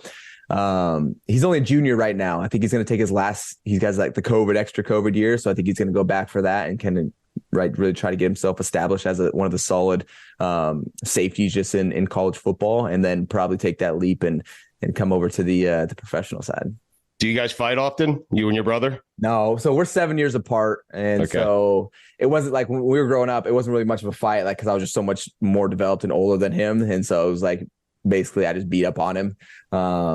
Just that brotherly love. Like we play like football, and I'd like be on like my knees, and I'd run on my knees and then just like smoke him. And then he would never get by me, and I would stiff arm him and, things like that back, brother stuff back in the day. And so now it's kind of turned into more of like I feel like he just like kind of really looks up to like the example that I'm setting, and I really just kind of continue to give him nuggets to continue to live by, and continue to just grow him. It's really his mentality, because he's going to have to pave his own path, but I can help him, give him nuggets to live by some principles that'll help him, continue to progress. You go to New England this week. I mean, we do. Yeah. We do. Maybe impress somebody up there while you're there, Oh, stop. Oh, this guy. Going back to this Belichick thing, man. Look, I'm looking through the grass now. I'm looking right through the grass. Eyes on the prize. You got it reversed. Who needs to impress who right now? Okay, you got it reversed. That's a good point. It's a fair point. I'm not certain players want to play for that type of coach anymore. It's why Austin should have some say. I mean, that's what I'm talking about, man. Listen, I have an idea for you, okay? I know you said you don't want to coach, right?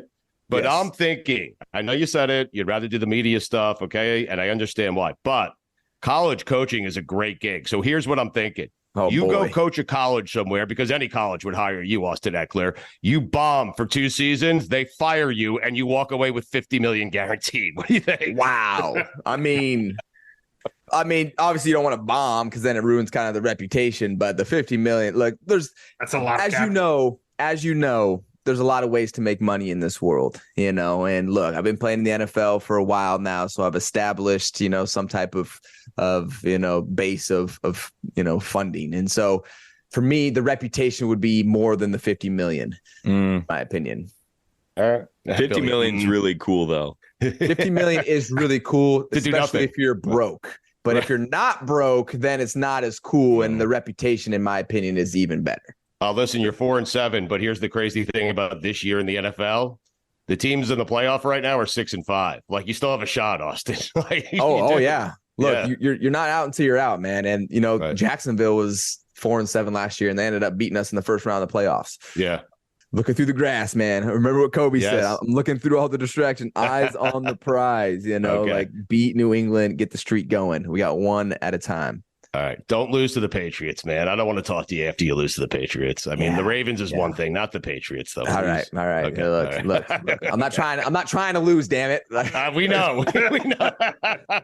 We know you're not, man. Yeah. All right, buddy. Well, good luck this week up at Foxborough. And that's a long trip, Austin. Jesus Christ. I'm sorry. It is. To go play That's what I signed up for. It's all good. Anything you want to promote on the way out, sir? Yeah. If you guys want to show up to bingo night coming up on Friday here, so I have a Discord server, and they are putting on, it's called X Games. Check it out on Discord. You can just go check in X Games. They are putting on a bingo night this week. So Friday, check out a bingo. If you want to follow it, just follow me on Instagram. We'll be putting out promos on it and stuff like that. So if you guys want to go check out my Discord server, they're putting on a bingo night. You can win some jerseys signed by me, and I have some other signed stuff that they're giving away if you win that. So good luck if you join up for that. Austin, good luck to you this weekend, man. I feel 10-7. I do. I feel a run coming. I feel you guys going 10-7. I feel you guys making it a nice little run in the playoffs. How about that? Let's do it, man. I'm feel you. All right, we'll see you boys next week. Hey, Gordie. Hey, how are you? What are you eating? I'm at Mama Grok's, and she's got 5 refrigerators and freezers, so I'm very fortunate to have a lot of different options. Would you go aisle 3, Fridge 4, what'd you get? Exactly. I went fridge 1, aisle 2, and leftover meatloaf with mashed potatoes. We're taping this at 11 in the morning, a little bit early for meatloaf and mashed potatoes, no? Yeah. Gordie's been up since like 5:30, dude. Hit the gym probably twice already. He's sober, He's sober, right? How's sobriety going, Gord? You know what's awful about this whole thing? The whole purpose was to feel better, right? And to be more focused. 4 days ago during my workout, I blew my back out. So now I feel worse. I'm in more pain. And it just sucks because I would have felt better if I was hungover partying all the time. Mm-hmm. So now I have a blown out back and it's 4 days and it hasn't calmed down yet. All right. Are we ready for this week's games, guys? Billy, can we throw in a bonus game? Mikey, can we throw in a bonus game? Can we do the over-under the team total for Iowa in the first half? Sure. I'll take the under, whatever it is. Well, it's half a point. Wait, what? Exactly. Iowa team total over-under, okay, in their game against Michigan, Big Ten championship game. In the first half, the over-under is half a point. In the second half, the over-under is half a point. I'll go under. K-Funk, you're going first. You're taking the under. Iowa first half under. Bro. They have the worst offense I've ever seen in my life. So yeah. Hence the half point over under. Okay, so let's go. Let's go to Carl. Carl, what are you taking here? I'm gonna take the over for the first half. All right. Gord? I just can't, like, their defense has to get a turnover or something like inside the 30 to be able to kick a field goal. Like, I have to think there's going to be more than a point, half a point. I'm going over. First half. This is first half. Just so you know. All right. So Gord has the over. Carl has the over. K-Funk has the under. Share Bear, who you taking? Iowa first half point over under. How do we not use this to always throw in some money and like make this like our first investment together? Wow. How do we not do this as a team? And go over? We all should bet it and take the over? No, honestly, like, how do we not do it and get a little bankroll together? All right, so let's do it. Let's do it on this game. You want to take the over? Let's all take the over. Come on, guys. $1,000 each. Okay. All right, I'm in. Get a bankroll. Let's get a bankroll. All right, done. But I like the under. I mean, that's the problem. Is that really the line, Stu? Yeah, it's really the line. Yes. All right, let's get to the games this week. We have Dolphins at Commanders. The Commanders are plus 9.5. The Commanders, they're at home taking on the Dolphins. K-Funk, I'm going to you first. Who you taking? Oh God, I don't like this at all. Give me the Commanders plus 9.5. Carl Douglas, you're making weird. I don't know what you're doing over there. You're cheering. You're excited about this game. Go ahead. Commanders are plus 9.5 at home taking on the Dolphins. The one thing I have learned all year is you don't take you take the points when they're at home and dogs. I've gone against it all year and I've gotten my ass kicked all year. I'm taking the Commanders and the points. This is a trap game for the Dolphins, the trap game. Let's go to Gord. Gord, who you taking? You know what? It does feel like a trap game. But the Commanders' defense is terrible right now. They've been giving everyone away. And Miami's offense is insane. I'm going Miami. I think they cover 9.5. Share Bear, who you taking? I'm going to go the Dolphins. All right, let's go to the next game. Carl Douglas, I'm going to you first here. Broncos at Texans. Texans are minus 3.5. Who you taking here, Carl? I think the Texans are going to win, but I think the Broncos are going to cover. So I'm going to take the Broncos and the points, but I think Texans win a close one. Share Bear, who you taking? I mean, there might be one guy who's the best in the NFL, but there's only one guy on that field that's the best Super Bowl quarterback. So I'm going Russell Wilson. I like that. Right. Broncos. He's done it in a Super Bowl. For the Space Needle.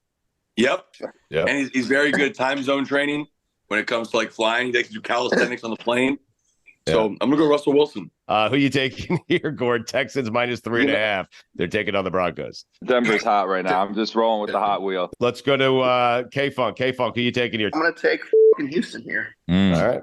Taking the Texans. Why'd you have to curse? I mean, it's just, All right, K-Funk, I'm going to stay with you for the next game here. Cardinals going to Pittsburgh. They're taking on the Steelers. Steelers are minus 5.5. Who you taking? The Steelers are sneaky this year, man. What are they, like 6-7-3 or 6 and something like that? Yeah, 6-3, something like that. They're playing good at home. I'm going to take the Steelers here. Let's go to Gord. Gord, who you taking here? Steelers minus 5.5 at home. They're taking on the Arizona Cardinals and Kyler Murray. I'm going to go with Arizona. Really? Pittsburgh they just don't score a lot of points. They're tough at home. They're just they win by like 3. You ever see the Steelers blow anyone out? No, it's a fair point. They're 7-4, by the way. They're 4-2 at home, the Steelers. So yeah, and they won every game by less than 3. I like how you're thinking here. Let's go to Carl. Carl, who you taking here? Hey, man, the Steelers only average like 16 points a game. Yeah. So I'm going to take Arizona and the points. They don't score enough to cover 5.5 points. I don't think. There you go. I know, but that's the magic of Mike Tomlin. You think they don't score enough, and all of a sudden they win by 7 points. And that's what they do.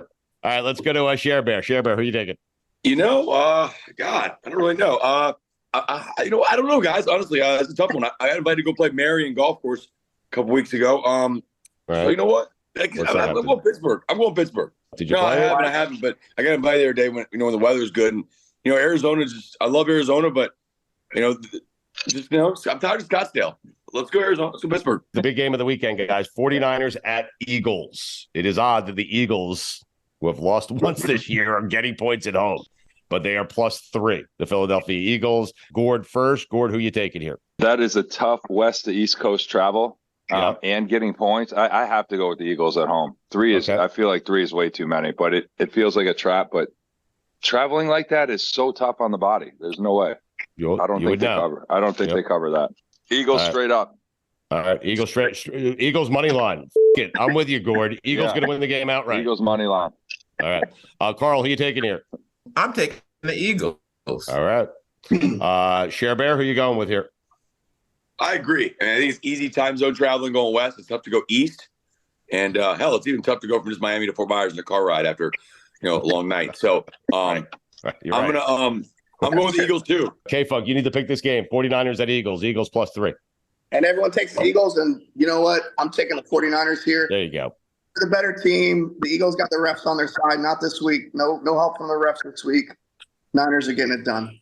Chiefs at Packers. Packers +6. Packers +6. Jordan Love starting to play really well. The Chiefs got it together in the second half against the Raiders last week. We'll start with K-Funk here. K-Funk, who you taking? I always say I don't go against the homes, but I do think, the Packers they look great over Thanksgiving. I'm gonna roll with them with the points. Yep, beat the Lions. Let's go to Carl here. Carl, who you taking? I don't want to be like K-Funk, but I'm taking the Packers and the points too. I want to beat his ass, but I can't. But he's right this time. All right. Share Bear, who you taking here? I'm going with them too. I'm going with all right, taking the Packers. Gord? I just have to go opposite.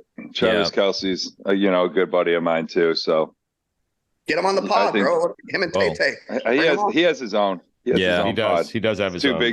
Too big time these days, Yeah. Gord, I'm telling you, if you ask him to come on and tell him it's with me, he'll come on. Just do it. We can't even get Mojo on, so I don't know about that. That's a good point. I want to bring Gord to Tahoe next year. Gord, you want to come? Tahoe golf tournament? Yeah, absolutely.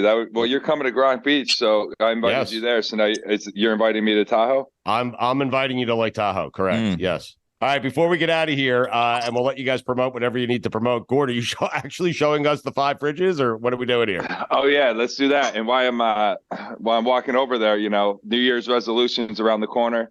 Hit up gronkfitness.com, get your fitness equipment, make sure you're staying fit and lean and mean going into the new year. All right, he's taking us through Mama Gronk's house. This is very exciting. All right, here we go. So this is fridge 1. So that's in the kitchen, correct? Yeah. These are all meals from the last few days. Freezer 1. Oh, my goodness. Thing's packed right there. Here's another refrigerator right there. That's just a smaller one. Okay. That doesn't count. That was 5, does it, or does? I'll count it. Counting the wine cooler, the wine chiller? All right, here. This is where it gets nice. Oh, wow. It's just what's the blue tape, the painter tape? Well, you got to hold it closed. What's that room called? This is called the it's a laundry room. There you go. Laundry room. Okay, bet. Your laundry room doesn't have 2 fridges in it, Carl? Oh, man. And a stand-up freezer. So these are all I got a cabinet. The cookies and stuff for Christmas are already being made. Oh, are those Hawaiian rolls? Yeah. You have banana bread, zucchini bread. There's a cake right here. Cake. You see? Yeah. So just that's a random 5. cake. Okay. So we have 4 fridges so far. That's it, and then just that one. Carl, promote the law firm on the way out. This is one of the great attorneys that we have in the United States of America. Go ahead, Carl. Yeah, Douglas Hicks Law, Los Angeles, nationwide. All right, boys, get out of here. We appreciate it. Have a great weekend, and we will talk to you next week. Get that group text going. God bless football. God bless football. God bless football, gentlemen.